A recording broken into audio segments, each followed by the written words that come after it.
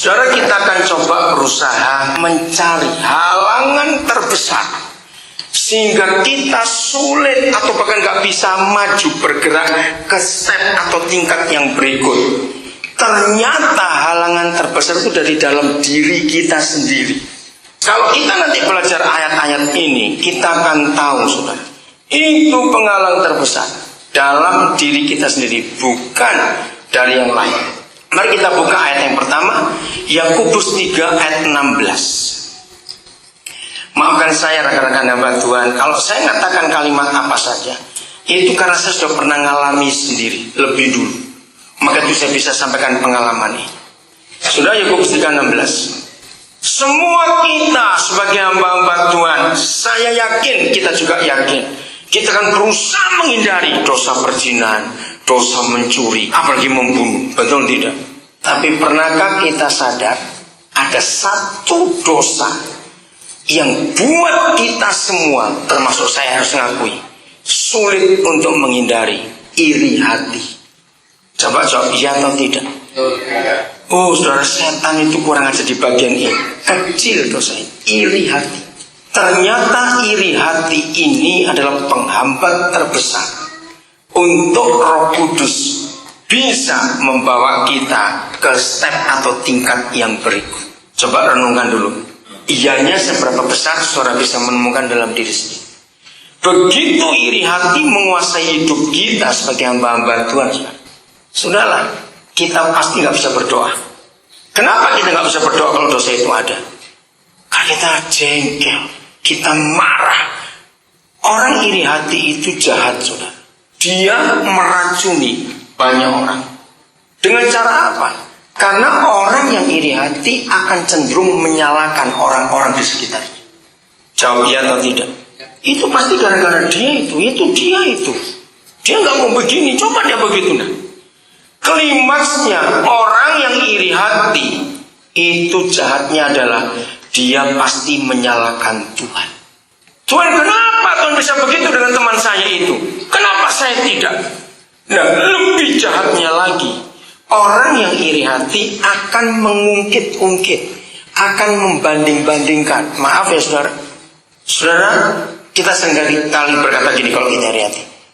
Tuhan, ingat, bukankah saya lebih rajin doa puasa daripada dia? Bukankah saya lebih banyak berkorban daripada dia? Bukankah tempat pelayanan saya jauh lebih susah daripada dia? Kenapa dia bisa lebih sukses daripada saya? Kira-kira iya atau tidak, saudara? Itu yang membuat kita berhenti. Bagaimana kita bisa naik ke tingkat yang berikut kalau kita nggak bisa berdoa? Kenapa nggak bisa berdoa? Karena hati jengkel. Betul-betul hati marah. Maaf. Lebih-lebih kalau begini. Tuhan ingat, kami dua itu sama-sama masuk soal Alkitab. Bareng Tuhan masuk.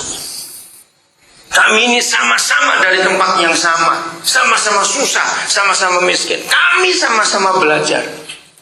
Kenapa saya lebih sukses? Kenapa saya ketinggalan?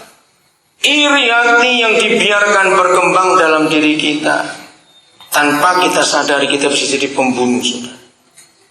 Karena 1 Yohanes 3 ayat 15 berkata, barang siapa membenci saudaranya, dia adalah seorang pembunuh manusia. Lagi sekali, ini bukan tuduhan, ya, tapi ini peringatan buat kita semua. Ayo kita baca sama-sama Yakobus 3:16. 1, 2, 3. Sebab di mana ada iri hati dan mementingkan diri sendiri, maka di situ pasti terjadi apa? Kekacauan dan segala macam perbuatan yang jahat. Jadi rusaknya gereja, rusaknya pekerjaan Tuhan bukan karena setan, tapi karena kita para pemimpin dirasuki roh egois dan roh iri hati. Itu merusak semua pekerjaan Tuhan, dan itu berbahaya. Ibrani 12 ayat 14. Firman-firman ini yang umum-umum sudah sering kita tahu. Ibrani 12 ayat 14. Kata pertama apa? Kata pertama apa? berusaha. Nah, pertanyaannya, kalau ada kata berusaha, berarti itu firman perintah tergantung Tuhan atau tergantung kita? Tergantung kita. Berusaha apa? Baca. Ayo berusaha hidup damai dengan berapa orang? Semua orang. Nah, stop dulu. Ada terjemahan yang mengganggu karena kalimat berikut, sebab tanpa kekudusan. Kata itu yang menjadi ganjalan pada ayat itu, sehingga banyak pemimpin rohani, banyak gereja tidak pernah nyambung antara berdamai dan kudus. Kenapa? Sampai hari ini masih banyak gereja yang mengkonotasikan, menganggap hidup kudus itu hanya masalah seks. Tidak, saudara. Itu baru salah satu. Lihat aja. Kalau ada orang bertanya, aduh, teman kita itu jatuh. Apa konotasi jatuh? Pasti berzina. Betul tidak? Padahal jatuh itu nggak harus berzina. Ini yang kita harus ubah. Wah, hidupnya mulai gak kudus sekarang. Pasti konotasinya kepada percabulan. Padahal bukan cuma itu.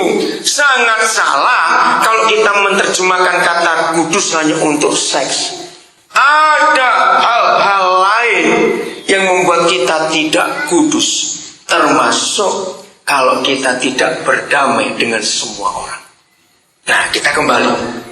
Salah satu penyebab kita tidak bisa berdamai dengan semua orang karena iri hati tadi. Betul? Orang yang kita irikan pasti kita apakan? Benci. Mau duduk makan bareng-bareng pasti menghindar. Sudah salah kita. Nah, apa yang terjadi kalau kita tidak berusaha damai? Oke, jadi saya ganti dulu terjemahnya. Berusahalah hidup damai dengan semua orang. Sebab tanpa perdamaian dengan semua orang, kamu tidak akan bisa melihat Tuhan. Bahasa Indonesia untung sekali. Kalau nggak bisa melihat Tuhan, pasti lihat hantu. Balik saja. Tuhan, hantu, Tuhan. Begitu kalau ngomong Tuhan, bisa Tuhan, begitu kecepatan.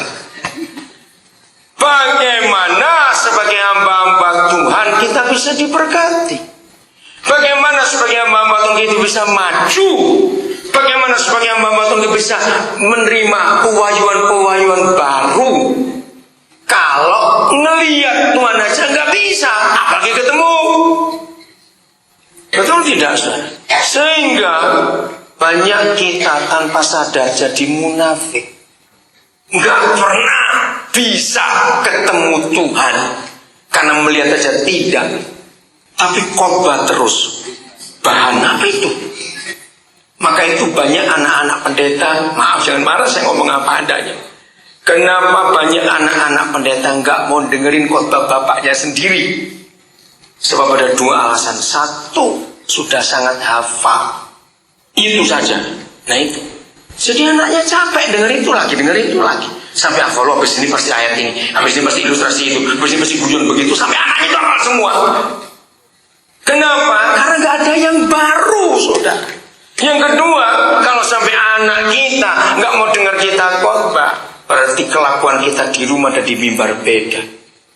Anak muntah lihat kelakuan kita. Maka itu ada hamba-hamba Tuhan yang anaknya sendiri gak mau dengar khotbah. Bagaimana orang lain mau dengar dia? Jadi iri hati itu jangan dianggap kecil. Setuju saya ngomongin? Jangan dianggap kecil. Lihat orang yang iri hati. Orang yang iri hati mulutnya jahat. Ya atau tidak? Coba-coba. Ianya bagaimana? Ya betul. Iya. Ianya betul gimana? Kayak gak pernah ngalamin aja. Orang yang iri hati itu mulutnya jahat. Ngomongin orang itu jelek-jelekin terus. Nah lihat Yakobus 3. Bagaimana satu sumber ada dua mata air. Mulut ini kalau kita mengkhotbahkan kebenaran, bagaimana dari mulut yang sama keluar kejahatan? Akhirnya kebenaran yang kita khotbahkan tidak berdaya, sehingga yang ke gereja dengar kita khotbah tidur. Karena kebenaran tidak ada kebenarannya lagi. Sebab hati kita jahat, mulut jadi jahat. Bagaimana kita mau bergerak ke level yang berikut? Woi, kalau bicara iri hati itu ngeri sudah. Rusak semua hidup ini. Tapi harus khotbah, maaf. Karena nggak makan nanti kalau nggak khotbah hidup. Akhirnya, berapa banyak gembala sidang? Loh, kok tidak ada lagi minggu ini? Oh, Bapak sedang menginjil. Tahu kata menginjil bukan? Khotbah di gereja lain. Alasannya dua. Satu, nggak punya bahan baru. Nanti hafal jemaatnya juga. Yang kedua, cari amplop lain. Aduh, maaf. Maaf saya berkata ini. Kering. Hidup hamba Tuhan yang iri hati itu kering rohaninya. Katakan dia atau tidak? Kering, saudara. Sebetulnya hamba Tuhan iri hati itu tersiksa hatinya. Karena dia nggak berdaya. Sudah doa puasa berhari-hari, doa berjam-jam melek-melek untuk dengar suara Tuhan. Kok nggak ngomong-ngomong Tuhan ini? Untuk cari bahan khotbah aja nggak dapat. Maaf. Bagaimana kita bisa naik ke tingkat yang berikut? Maka itu jangan sibuk dengan dosa yang lain. Iri hati kita biasa. Ini penghalang terbesar untuk kita maju. Bagaimana cara mengatasi iri hati? Kita buka Hakim-Hakim 5 ayat 20. Ini ayat yang saya temukan yang menolong saya bebas dari iri hati waktu itu. Saya bersyukur Roh Kudus beri saya kemenangan yang hebat. Hakim-Hakim 5 ayat 20. Salah satu bait dalam nyanyian kemenangan Deborah sebagai pemimpin perempuan pertama di Israel. Begini dia nyanyi. Dari langit bagaimana? Dari langit apa? Baca. Berperang siapa? Bintang-bintang dari peredarannya. Dan mereka memerangi Sisera. Saudara, ada dua kata penting. Satu, bintang. Siapa bintang-bintang itu? Jelas Israel. Karena itulah anak cucu Abraham yang seperti bintang banyak. Tapi dalam perjanjian baru, bukankah Rasul Paulus berkata di Filipi pasal 3, kita adalah seperti bintang-bintang yang bercahaya untuk menerangi dunia ini. Jadi bintang-bintang di Hakim-Hakim 5 adalah kita. Lalu ada miliaran bintang. Masih ingat tadi Pak Eratus bilang, untuk satu matahari saja ada berapa miliar planet, bintang-bintang yang triliun-triliun jumlahnya. Saudara bisa bayangkan di langit sana nggak ada polisi lalu lintas. Bintang-bintang nggak pernah tabrakan. Ini gara-gara nyanyi Deborah ini. Kenapa mereka nggak tabrakan? Ayo baca. Kenapa mereka nggak tabrakan? Ya ayo baca itu ayatnya dari situ, kok susah benar jawabnya. Makan nanti sebentar lagi. Wah. Oke, saya tanya, mengapa bintang-bintang itu nggak tabrakan? Nah, karena punya peredaran. Bahasa ilmiahnya orbit. Nah, sekarang bayangkan kalau ada bintang iri hati. Nah, nangkap nggak maksudnya? Oke, terjemahkan. Bagaimana kalau ada bintang iri hati? Cepetan ayo. Nah, tabrakan kacau balau. Sebab ada bintang tola-toleh. Loh, kok kamu enak peredarannya? Loh, kok panjang? Kok kamu singkat peredarannya? Banyak loh bintang tola-toleh, tabrakan. Kacau itu alam semesta ini, sudah. Gereja kacau bukan karena setan, tapi karena hamba Tuhan yang jadi setan. Maaf, saya ulangi lagi. Gereja kacau bukan karena setan, tapi karena kita yang jadi setan di gereja. Kita apa? Atau kesetanan ya. Karena kita iri hati melihat yang lain. Enak aja dia baru 3 tahun jadi gembala, so punya gedung gereja besar. Aku 16 tahun masih nyewa. Terus urusannya apa? Saudara, bukan itu. Amin. Ingat Paulus cuma kontrak rumah. Dia sewa rumah itu. Jadi hargai panggilan Tuhan dalam diri kita masing-masing itu berbeda dengan yang lain. Amin. Jadi nggak perlu iri hati. Setuju? Ini firman Tuhan. Maka itu buang iri hati. supaya tidak ada kekacauan dalam pekerjaan Tuhan kita layani. Itu menghambat sekali untuk kita bertumbuh dewasa. Justru belajarlah untuk menghargai. Baca nanti Filipi pasal 2 dari ayat 1 sampai 4. Bagaimana Paulus mengajarkan, hendaklah kamu selalu jangan cari pujian sia-sia, tapi ucapkan, akui orang yang lebih hebat daripada kamu. Ada firman seperti itu. Jadi panggilan kita memang beda-beda. Jangan tolak-tolak saudara ke orbit teman-teman kita yang lain. Katakan amin. Maka kalau kita menekuni orbit kita, di situ akan luar biasa. Akan luar biasa. Maaf ini ngomong sedikit aja bagi yang belum tahu. Saya pelayanan di Papua sudah 21 tahun. Enggak ada yang iri hati dengan saya. Gak minat. Iya. Nah itu dia. Saudara, karena saya tahu orbit saya. Saya nggak perlu iri hati pada yang sudah sukses di kota dengan begini begitu. Panggilannya beda-beda. Hargai apa yang Tuhan sudah buat atas hidup kita. Yang kedua, setelah iri hati, khawatir dan takut masa depan. Itu penghalang nomor 2 untuk kita maju. Khawatir dan takut akan masa depan. Jangan dianggap enteng dosa khawatir itu. Saya ulangi lagi, semua kita bisa lolos dari dosa perzinahan, pembunuhan, kebencian karena kita jaga. Tapi seringkali kita enggak lolos dari dosa khawatir. Saya tanya kepada saudara, jujur jawab. Sebagai yang dipilih, dipanggil dan dipilih oleh pencipta alam semesta, wajar enggak kalau kita khawatir? Tidak, kok wajar gimana? Salah sekali itu. Sangat tidak wajar kalau yang memanggil kita itu yang punya alam semesta. Amin. SBY baru milih menteri baru bukan? Ayo, kalau SBY aja bisa milih menteri, lalu menterinya sempat khawatir, gajiku cukup nanti untuk anak istri ya. Itu kan kurang ajar, betul ini menteri. Loh ya atau tidak? Coba jawab. Nah yang manggil kita kan lebih daripada SBY. Amin. Maka itu kalau kita khawatir dan takut untuk masa depan kita, kita menghina yang memanggil kita. Catat itu baik-baik. Kita menghina dia yang memanggil kita. Kamu kira siapa aku? Kalau dia bisa berkata begitu kepada kita yang hobinya khawatir.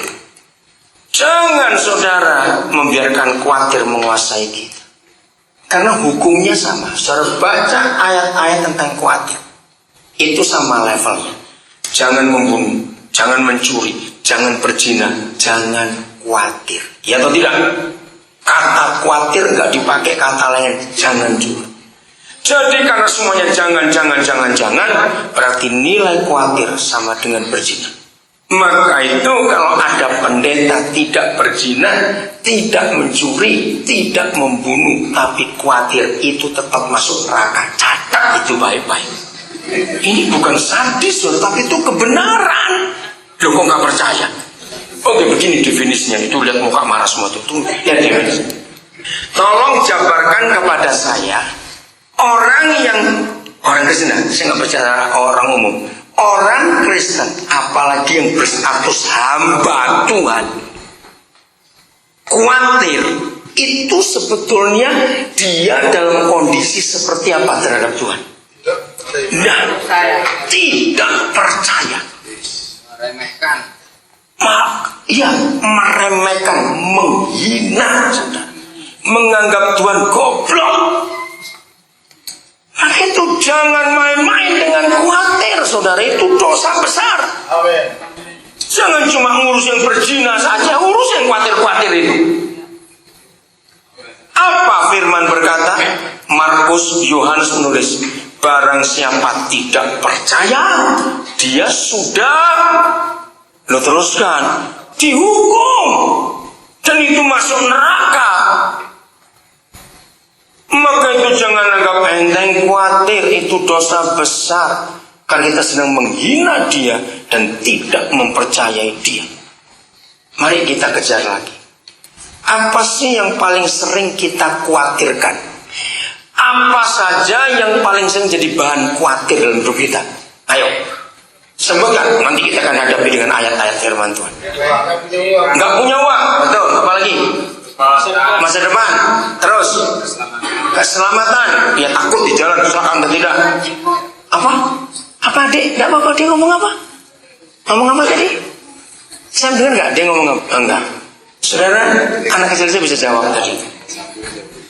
Begini, uang itu tidak perlu jadi alasan untuk kita tidak melayani. Uang pastinya betul. Uang itu bukan segala-gala.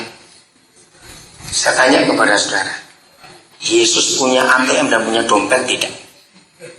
Loh, serius saya tanya kok nih. Loh, ayo dia boleh kalau ATM masih nggak ya zaman dulu. Dia punya dompet tidak? Kau tahu saudara nggak punya dompet? Kantong uang nggak punya juga. Nah, waktu dia mau harus bayar pajak bait suci, dia suruh mancing dulu. Jadi kalau saudara nggak punya uang, itu temannya Yesus.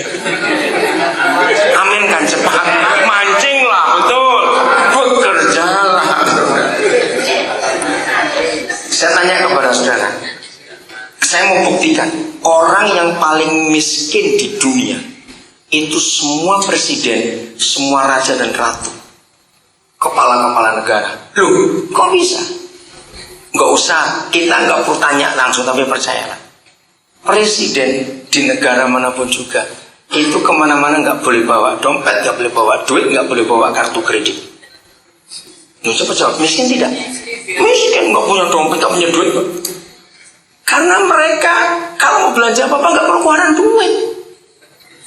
Kok nggak amin? Nah, kita lebih dari presiden. Loh, kok ini tertawanya kok nggak enak sih? Betul tidak, saudara? Jadi jangan khawatir nggak punya duit itu ya, sering nggak punya duit. Kok sering nggak pernah punya duit dia? Maka itu lihat, siapa yang Tuhan Yesus katakan susah masuk surga? Nah, kalau saudara setuju orang kaya susah masuk surga, ngapain pingin kaya punya banyak duit? Ayo saya balik-balik lagi nih sekarang. Tuhan Yesus gak pernah ngomong gini, hei kamu pezina, susah masuk surga. Enggak. Hei kamu pembunuh, susah masuk surga. Enggak juga. Saya itu belajar dari ayat itu. Kenapa sih orang kaya kok susah masuk surga? Maka itu jangan pengen kaya, betul jangan pengen kaya. Hidup pas-pas saja lah. Kok nggak ada yang ngamen? Ada susah bener ramennya ini. Ragu-ragu, ya itu masih khawatir tuh namanya. Oke, begini dengar ya, itu perkara serius. Orang kaya sama surga. Saya beri ilustrasi begini. Ini ilustrasi. Suatu hari ada keluarga kaya membawa salah seorang anggota keluarganya ke dokter. Bersamaan dengan mereka ada keluarga miskin membawa salah satu anggota keluarganya juga ke dokter yang sama. Setelah diperiksa dua-dua, diagnosanya sama, kanker stadium 4. Menurut saudara, dari dua orang ini siapa yang lebih berharap Tuhan? Sebenarnya masa? Ayo. Betul, yang miskin lebih berharap Tuhan. Yang kaya Singapura langsung berangkat. Nah, apakah berobat ke Singapura salah? Tidak, saudara. Tapi harapannya yang beda.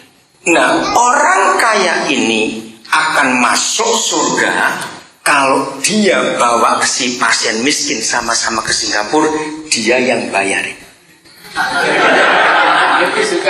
Bukan suka, itu kebenaran. Maka itu orang kaya sama surga, kaya yang pelit. Nah, supaya yang kaya tidak keluar uang dan tetap masuk surga, teruskan.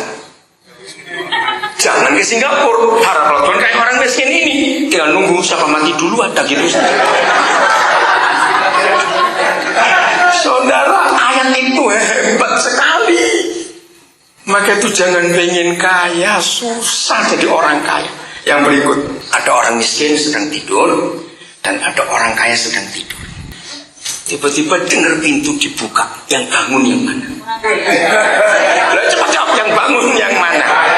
Yang miskin tidur saja. Saudara, dihitung dari sudut mana saja saja nggak enak jadi orang kaya itu. Maka itu kalau uang sumber kekhawatiran, saudara, salah besar. Sebab Yesus kita lebih daripada uang. Yang terakhir untuk uang, baca Matius 6:24. Ngeri sekali. Maka itu masih khawatir soal uang, awas. Yesus berkata, sainganku itu bukan setan, tapi duit. Maka itu dia berfirman, tidak bisa kamu mengabdi pada dua tuan. Tuannya ada dua, siapa dan siapa menurut Tuhan Yesus? Mamon itu apa? Uang, duit, dan aku. Bayangkan kalau Tuhan Yesus saja itu mengakui sainganku itu adalah uang. Maka itu salah kalau kita berstatus hamba Tuhan masih mempersoalkan uang. Itu salah. Ingat, banyak hamba Tuhan, istri hamba Tuhan juga, sukacitanya ditentukan oleh uangnya. Sampai anjingnya pun tahu kapan dia punya duit dan nggak punya duit. Lu serius, saya mau buktikan ini. Ayo, dengar baik-baik. Kenapa, Pri? Ini. Nggak tahu. Ya, ini ya. Kalau saudara punya anjing, coba lihat. Anjing itu kan peka pendengarannya, bukan? Nah, begitu dia dengar sesuatu, entah motor, ya, atau sepeda, atau pintu dibuka, anjing itu bisa tahu ini jalannya nyonya atau jalannya tuan, ini sepedanya nyonya atau sepedanya tuan, ini mesinnya motornya tuan atau nyonya, betul nggak? Dia itu hafal loh, sudah. Begitu dengar, terus anjing itu melirik, dia lagi tidur. Ngelirik satu mata, kuping satu berdiri. Oh, nyonya pulang. Oke? Begitu dia tahu, oh, nyonya pulang. Datang ini ibu gembala pulang. Dan cuma diam dulu. Dia nguping. Kalau buka pintunya manis-manis, nyanyi-nyanyi, anjing mikir lagi punya duit. Maka anjing gak gerak, tetap tidur di situ. Tapi kalau suatu kali dia dengar pulang, gelubrak, wih, gak punya duit, dia langsung pindah ke kolong meja, tahu ditendang. Ayo jujur,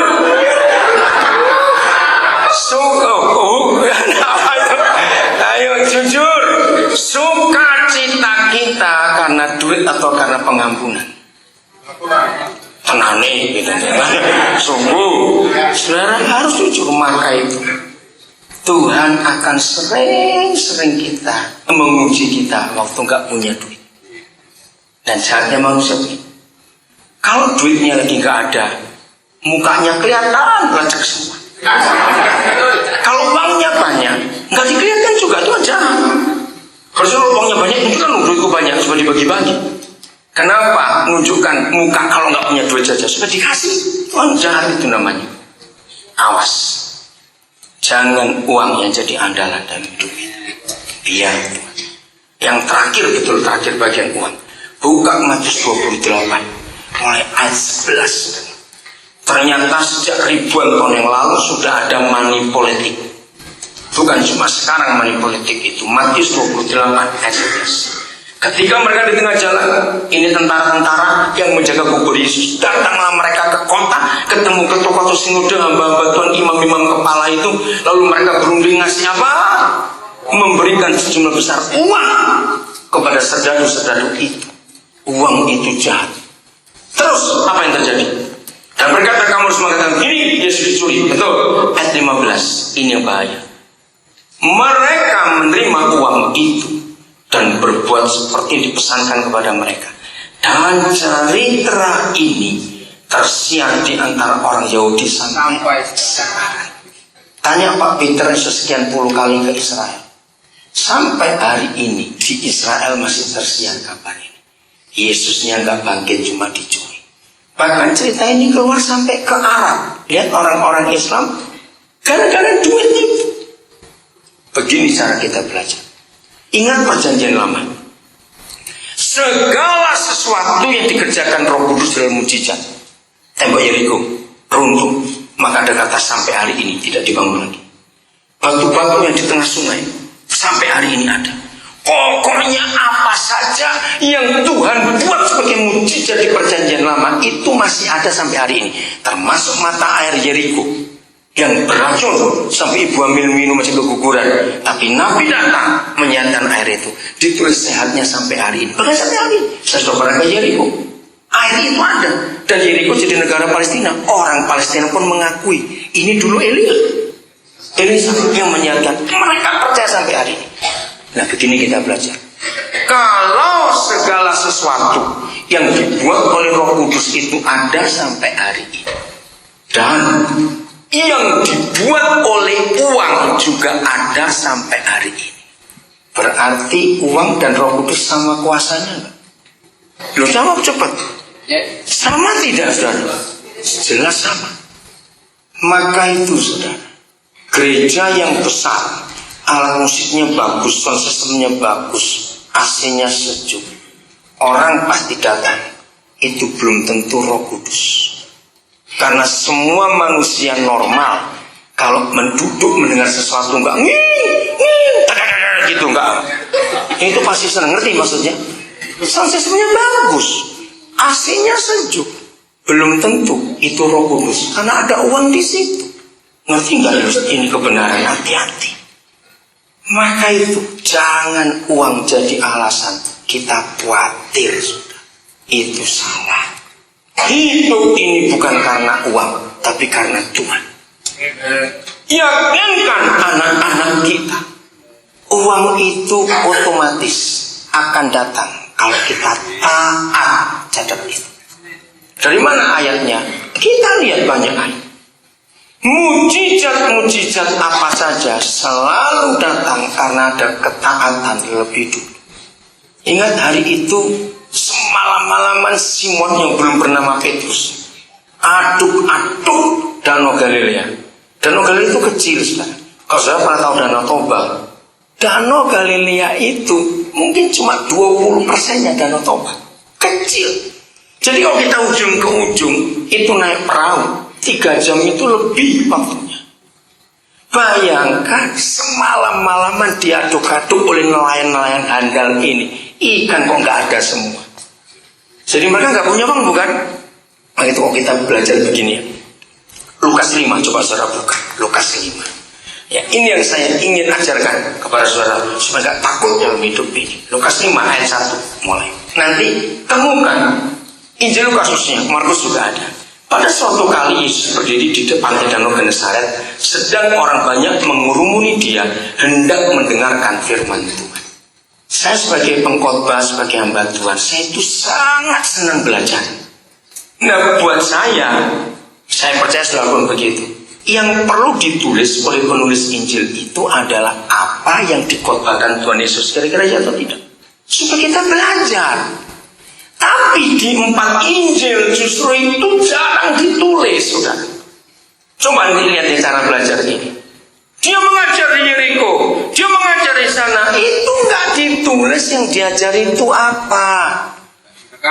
Yang direkam justru yang dia buat, saudara. Apa kesimpulannya? Jangan banyak khotbah, itu kesimpulannya. Banyaklah berbuat sesuatu. Kok nggak amin? Yesus saja khotbahnya nggak ditulis ini itu kok. Padahal saya mau belajar seharusnya. Tapi yang ditulis adalah ia melihat 2 perahu di tepi pantai. Lu mana khotbahnya? Mana pengajarannya? Nanti yang maksud saya. Jadi aktivitas kita di luar gereja jauh lebih penting daripada kegiatan kita di dalam gereja. Saya akan buktikan. Tuhan Yesus itu selama dia di dunia tidak pernah satu kali pun dia diberi kesempatan khotbah di bait suci. Satu-satunya tulisan dia di bait suci itu cuma waktu di umur 12 tahun. Setelah itu dia nggak pernah masuk lagi. Kedua kali dia menyucikan halaman bait suci, tapi dia nggak masuk. Ketiga kalinya waktu dia mengajar persembahan, duduk di pintu masuk bait suci. Hanya 2 kali Alkitab menulis dia di sinagog. Itu pun cuma sekali ditulis dia khotbah dari Lukas 4 kitab Yesaya. Yang kedua kali nggak disebut khotbahnya apa, tapi dia menyembuhkan orang perempuan bongkok. Masih ingat? Sejak itu nggak ada tulisan lagi dia di bait suci.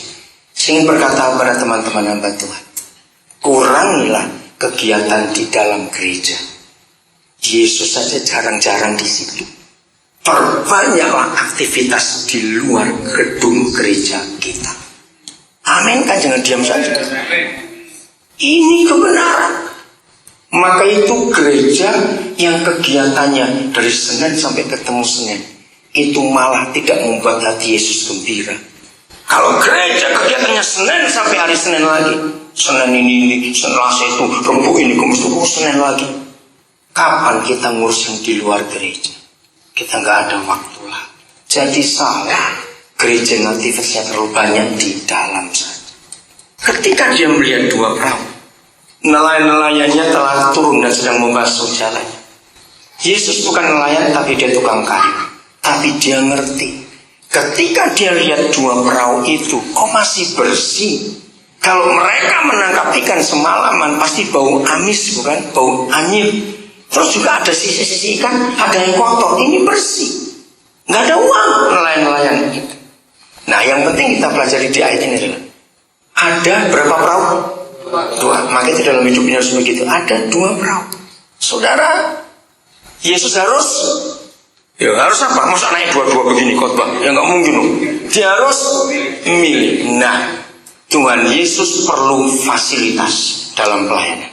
Ya, tadi saya dapat istilah baru dari Pak Erastus, pasivitas. Orang yang pasif, hamba Tuhan yang pasif. Kerjanya cuma doa, dari pagi sampai malam doa, terus tiap hari doa. Salah, saudara. Kita dipanggil jadi garam dunia ini. Jangan kebanyakan doa. Kapan ngurus tetangga-tetangga itu? Harus imbang yang rohani dan jasmani. Dia harus milih. Nah, di sini saya belajar dari Roh Kudus. Apa kira-kira alasan Tuhan kita memilih perahunya Simon? Kok nggak perahu yang satu? Ini cara kita hidup sebagai pemimpin untuk moving to the next level. Pilihlah orang yang punya perahu ini untuk bisa dipakai jadi alat Tuhan. Sayang Lukas yang menulis pemilik perahu kedua itu siapa? Oke, nggak penting. Ketika Tuhan kita memilih perahu Simon, buat dia bukan perahunya, maaf ya. Kalau ini manusia, kalau saudara suruh milih dua barang, pasti milih yang bagus, bukan? Yang keren, yang baru, yang apa? Dan itu wajar. Mulai hari ini jangan pernah milih seperti itu. Ini pengalaman pertama kami masuk ke Nabire tahun 93. Anggota tim kami heran. Waktu itu saudara, ada dua rumah yang ditawarkan kepada kami. Ya singkat saja, satu di jalan besar, luas tanahnya 1000 meter lebih. Harganya 27 juta, itu tahun 93. Lalu ada tanah lain lebih kecil, luasnya cuma 760 sekian meter persegi. Masuk lorong kedua dari jalan raya. Sampai hari ini itu rumah yang saya beli. Sampai hari ini tahun 94 kami menempati rumah itu. Nama jalannya nggak ada, nomor jalan juga tidak ada. Itulah Nabire. Di kota kami itu ada lampu lalu lintas baru 1 Agustus 2006. Jadi orang kalau ingat kamu tinggal di mana, sebut nama kelurahannya aja, karena nggak ada nama jalannya. Nah, harganya 32,5 juta, beda 5 juta lebih. Semua orang menganjurkan beli yang besar loh di jalan raya, tapi saya tidak. Saya tanya, Papa yang mana? Roh Kudus jelas tunjuk yang kecil mahal. Saya tawar ke pemiliknya, saya tunjukkan. Ini loh harga tanah. Pemilik yang rumah tanah kecil dengan besar itu saling kenal. Jawaban pemilik, ya itu kan harganya dia. Harga saya begitu, jadi nggak mau kurang. Begini alasan Roh Kudus. Rumah itu di depan rumah sakit umum Nabire. Ketika Roh Kudus menyuruh saya memilih rumah itu, alasannya satu, supaya kalau ada orang-orang perlu hamba Tuhan, mereka nggak perlu jauh-jauh, ada kalian di sini. Yang kedua, waktu itu belum seramai sekarang Nabire, nggak ada air panas.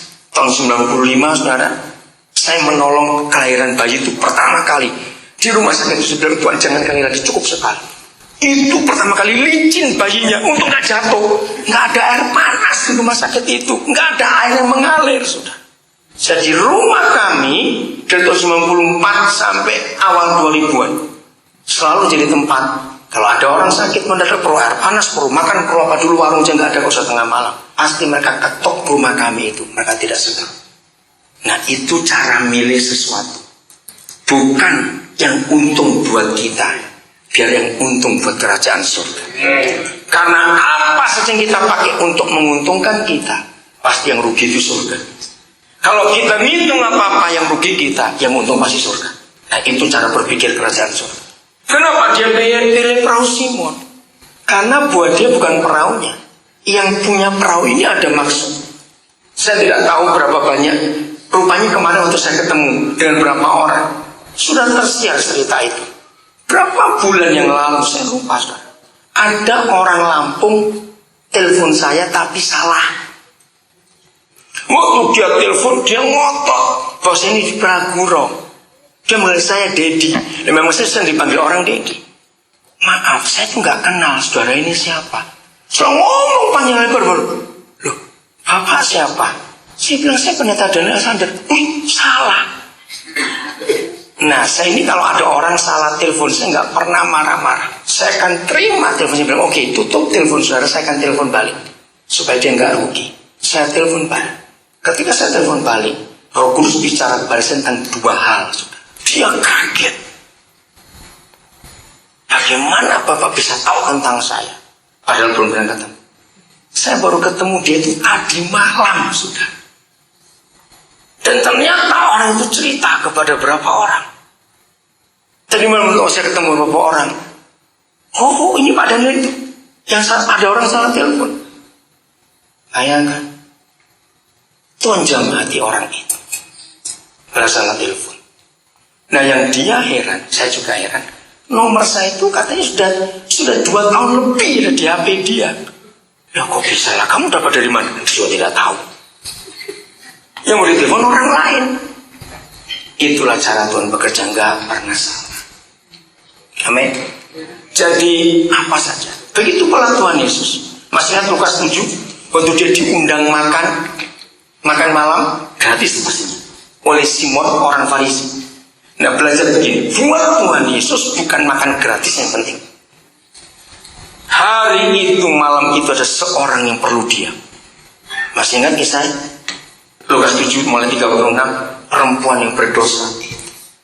Maka itu saudara, kita buat apa saja dalam hidup ini, selalu kita mikir bagaimana orang lain diberkati. Bagaimana orang lain diberkati. Harus mikir begitu. Maka itu jangan pernah khawatir. Amin. Untuk hidup ini jangan pernah khawatir. Dia memanggil kita itu setia. Itu yang sangat hebat dalam hidup ini. Bagian terakhir betul. Khawatir kok banyak terus muncul ayatnya ini. 1 Korintus 7 mulai ayat 28. 1 Korintus 28 sampai 31. Coba kita lihat. Oh maaf, naik lagi mulai 30 berarti 29. Oke, coba 31 berarti. Saya turun dulu, stop. Iya, nih. Betul, 31, 32 nya. Pendeknya. Kenapa Paulus menggunakan kata pendeknya? Sudah nggak ada kata-kata lain lagi. Pendeknya. Orang-orang yang, ayo baca. Orang-orang yang apa? Mempergunakan barang-barang apa? Duniawi. Seolah-olah sama sekali tidak mempergunakannya. Nah, maka itu dengar. Jangan benda-benda yang kita punya, yang kita terima, itu terobsesi untuk diri kita. Artinya begini, jangan pernah memiliki harta-harta itu. Kalau kita bisa punya dikasih atau beli, jangan disimpan dalam hati. Oh enggak amin sih, ini pelit semua berarti. Kenapa? Sebab yang boleh disimpan dalam hati hanya Yesus dan firman Tuhan. Biarlah barang-barang itu hanya ada di rumah kita. Dan jangan pernah takut dia hilang atau dicuri orang. Enggak amin lagi. Amin. Karena kalau kita nggak pernah takut kehilangan barang dan dicuri orang, maka kita nggak lengket dengan barang-barang itu. Saudara, orang yang kenal saya tahu semua. Saya itu nggak suka kunci rumah sampai hari ini. Kamar kami, pintu kamar, almari kami nggak pernah kami kunci. Saya ajar istri saya begitu. Di rumah memang selalu ada orang. Saya tuh nggak pernah takut kemalingan. Saya mungkin satu-satunya hamba Tuhan yang suka nginjili maling. Maling itu kalau masuk ke rumah saya nggak akan teriakin, saudara. Cari jiwa itu susah, ini datang sendiri. Lo serius? Banyak yang kenal saya, maling itu saya sambut baik-baik. Silakan masuk, apa kabar? Saya jadi gini, pasar bisa tutup, kantor gubernur bisa tutup, semua toko bisa tutup, neraka itu nggak pernah tutup. Kalau kamu nyolong, kamu masuk neraka. Kalau kamu minta, kamu selamat. Ayo duduk kenalan, jangan mencuri. Apalagi model kayak kamu begini, tulisnya gampang nangkepnya. Nah, kamu malu nggak istrimu, anakmu nanti kalau suaminya bapaknya menjadi pencuri kantor polisi? Saya ajari mereka untuk hidup benar. Maka itu, kenapa saya nggak takut kemalingan? Karena barang-barang kami punya itu barang yang biasa. Di pasar banyak. Orang yang takut kemalingan pasti barangnya mahal-mahal di rumah itu. Lu serius nggak percaya di bawah? Serius, saya nggak pernah takut kemalingan. Yang boleh ada di hati saya cuma Yesus dan firman Tuhan. Pak Tony itu tahu, saya itu dikasih orang 2 mobil, 1 Avanza, 1 Innova. Saya sampai hari ini itu nggak pernah tahu. Saya ini kalau naik saya ngelihat mereknya ini Innova atau Avanza. Saya itu paling bodoh soal mobil. Anak kecil lebih pintar dari saya soal mobil. Saya ini dari dulu nggak suka mobil. Sampai hari ini pun saya nggak pernah punya mobil pribadi. Saya senang naik angkot kemana saja. Kenapa? Begitu ingatkan saya nanti ya, kalau kita ketemu di surga, ingatkan. Saya kenalkan banyak sopir taksi, saya bawa pulang ke surga. Di handphone saya itu nama sopir taksi cukup banyak. Saya suka bersaksi pada mereka. Saya senang naik kendaraan umum. Saya nggak mau punya mobil pribadi sampai hari ini. Karena hati saya untuk Injil, untuk orang-orang itu. Saya naik angkot kemana-mana. Saya kalau ke Palembang, itu gereja yang undang saya, itu pasti tahu. Saya nggak mau jemput pakai mobil, saya naik becak. Saya tuh hobi naik becak. Bukan untuk naik jalan Injil. Kalau nggak ada pelayanan, saya ganti becak. Kemana? Pokoknya putar-putar aja Pak. Sambil saya ngomong. Kalau mereka lapar, saya jam makan. Sudah turun, ganti becak lagi. Keliling, ditukar becak lagi begitu. Kenapa? Saya nggak bisa lihat mereka menderita. Sudah susah kerja di dunia, mati ke neraka itu saya nggak tahu. Maka kalau ada orang Kristen naik becak suka nawar, saya marah. Coba kamu genjot sendiri. Naik becak yang gemuk-gemuk itu awas kamu ya. Naik becak nawar. Tobat. Kalau kamu ada becak tidak? Oh banyak awas naik becak nawar ya. Saya kalau naik becak, saya naik taksi, naik bajaj Jakarta, saya pasti beri lebih dari argonya. Saya nggak pernah nawar. Saya kesempatan ngomong. Saya kalau makan di rumah makan naik sendiri maupun diajak orang, ada pengamen berapa jumlahnya pun, saya nggak cuma kasih duit, saya ajak duduk makan kamu, saya bayar. Saya pasti bisa cerita soal Yesus. Kalau mulutnya penuh, perutnya penuh, hatinya buka, mulut buka juga, saudara. Kalau perutnya kenyang, itu dia. Dan itu cara Tuhan Yesus. Katakan amin. Oke, lanjut sekarang. Jadi kalau ada maling masuk jangan teriakin. Awas. Rumah gembala tidak boleh pakai satpam. Awas. Saya tidak setuju rumah pendeta pakai satpam.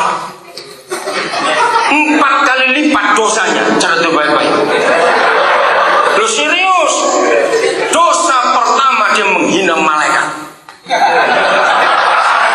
Loh, siapa lebih sakti, satpam atau malaikat?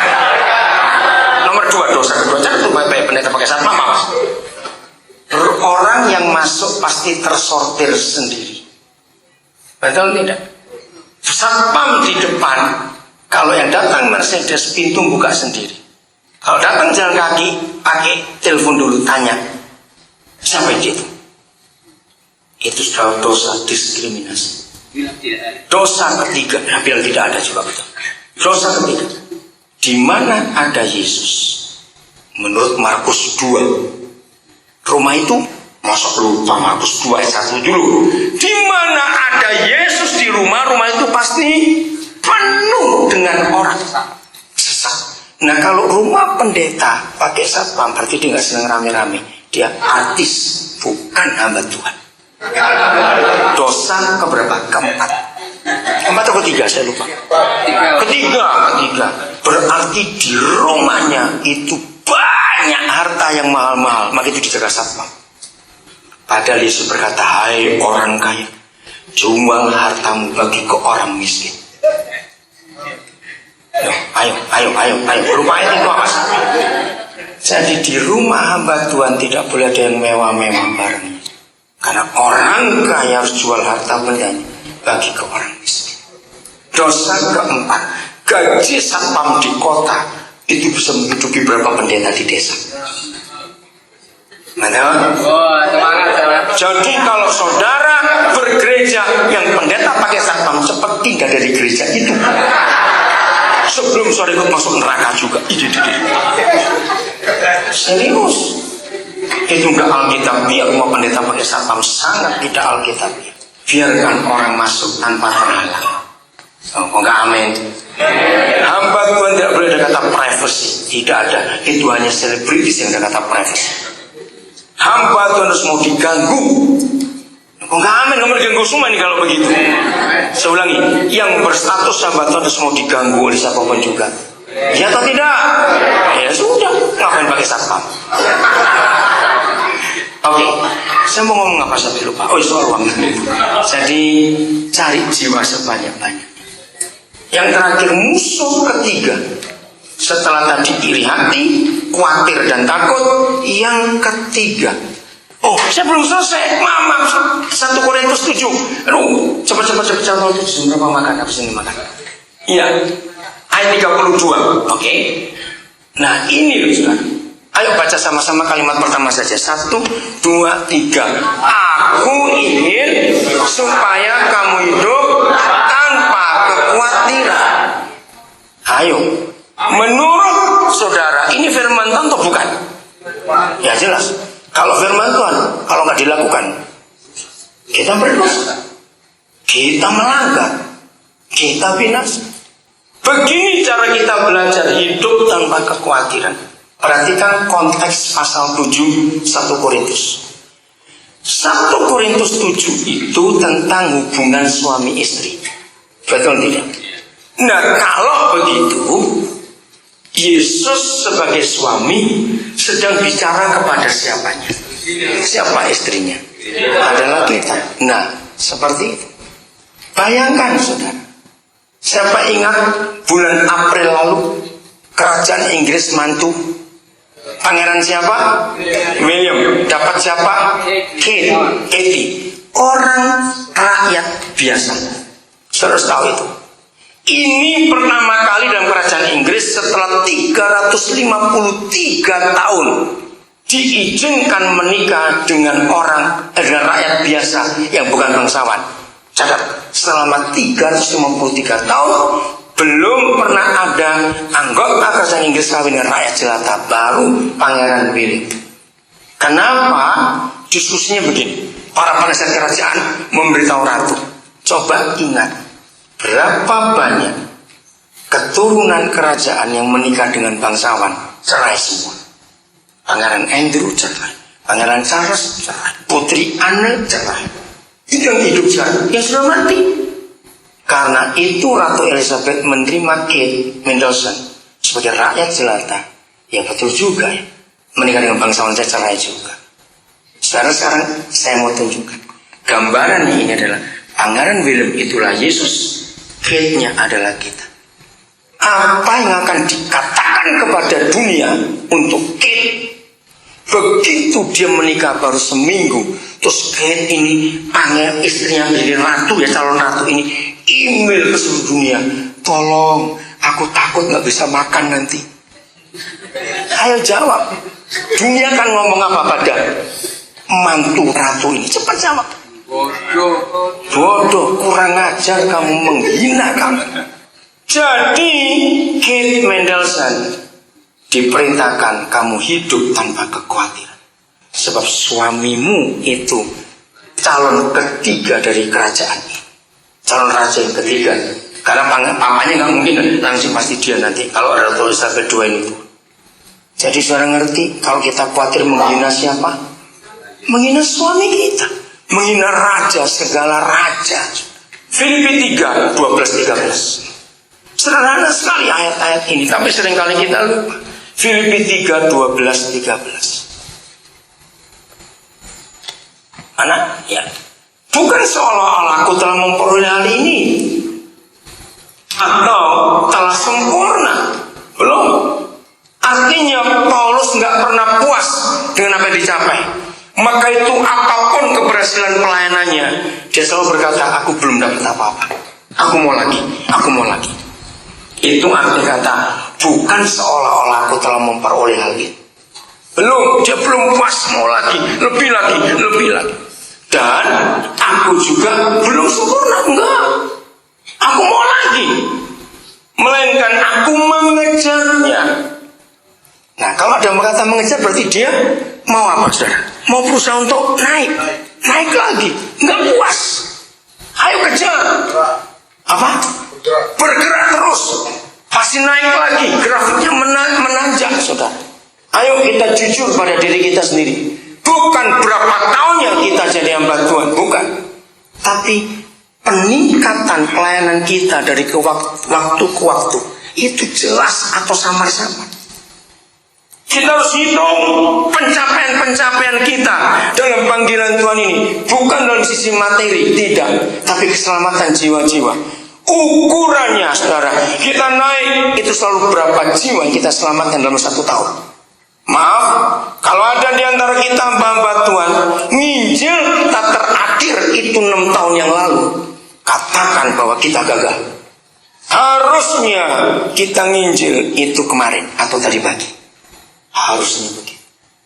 Rabu yang lalu, seminggu besok, seorang namanya Yudi Muhammad di toilet umum Bandara Soekarno-Hatta, saya ajak ngomong tentang kehidupan. Asli sudah luar biasa. Ayo kita terus tanya, kapan terakhir kali kita interaksi dengan orang yang belum percaya Yesus? Itulah ukuran kita naik ke tingkat yang lebih tinggi. Bukan, aku sudah khotbah di Amerika, khotbah di Jakarta. Bukan. Jiwa-jiwa yang belum tahu Yesus, kita sudah jamah atau belum lewat hidup kita. Aku mengejarnya. Kalau aku dapat juga menangkapnya.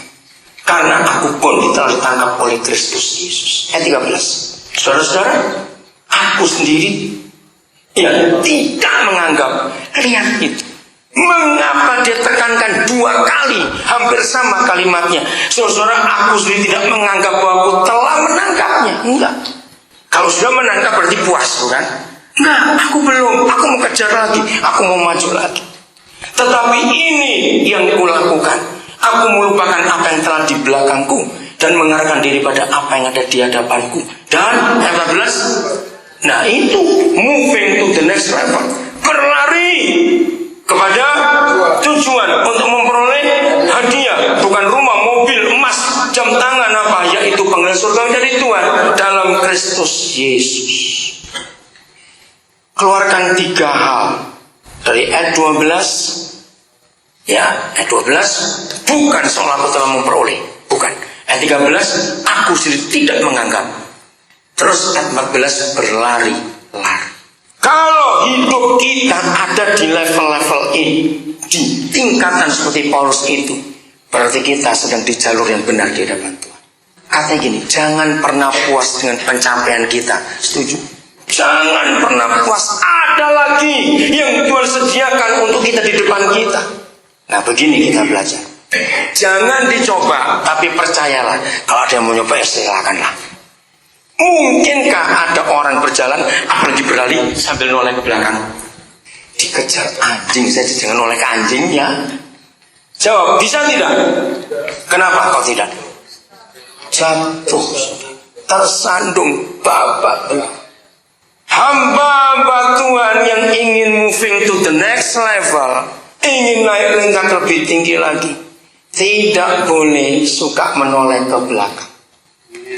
Jangan ada 2 kata begini, dulu, awas. Betul? Kalau orang suka ngomong dulu berarti dia sedang noleh ke belakang. Kata kedua, seandainya, awas. Seandainya pacarku itu nggak mati, loh. Maksudnya apa? Seandainya aku nggak ditipu oleh pendeta itu. Seandainya pimpinan soal aku nggak nyuruh aku ke sini. Seandainya mertuaku tidak begini, urusannya apa? Kata dulu dan seandainya yang sering keluar dari mulut kita itu menunjukkan kita hidup di masa lalu dan kita nggak bisa maju. Ayo berlari. Ada panggilan surgawi yang hebat, yang lebih besar lagi, yang Bapak sediakan. Sambil makan siang nanti, 3 itu kita periksa di ruangan hati kita masing-masing. Apa tadi pertama? Masa lupa. Ini hati. 2, khawatir dan takut masa depan uang sebagainya. 3, masa lalu. Lupakan sudah lewat.